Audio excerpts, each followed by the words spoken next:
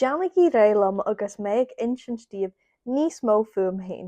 Tá beirt dear tharaithe agam agus dearfar a bhain ar neall, Jack, Finn agus Nora. Is as dúna ná mé ach tá mé an mo chonaí in nua áireach faoi láthair.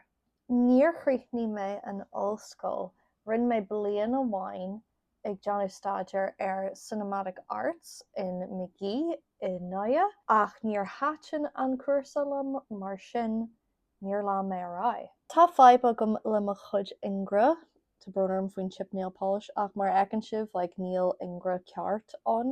Tásaí an aib seo nuair a bhí mé 5 bliana déag d'aois agus thuí mé hic an doctor, thuí mé hic an dermatologist agus dúirt siad lam go raibh genetic dystrophy orm agus sin é ní raibh leias ar bith air. Tá coppla ingra go bra na hingra seo ach na hingra eile níl cum amhaithorthú agus níl is agam citíocha.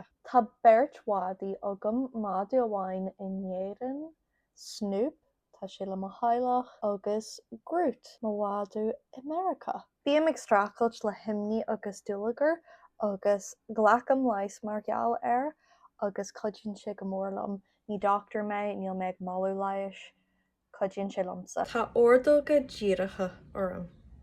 Tá is agam ggóil sé sin aisteach ach an bhecin tú sin. Tá sí díreach. Is brelam teangatha agus tá ceithre cheanga agam bearlad ar nói, Gaeilge, Spáinis agus Idalis. Tá Pólanis a fólam agam. Agus an ruddearnach tá mirt agam. Mami Maddie is tíléine é seo agus cílíonn sé sin dog mom, dog mommy.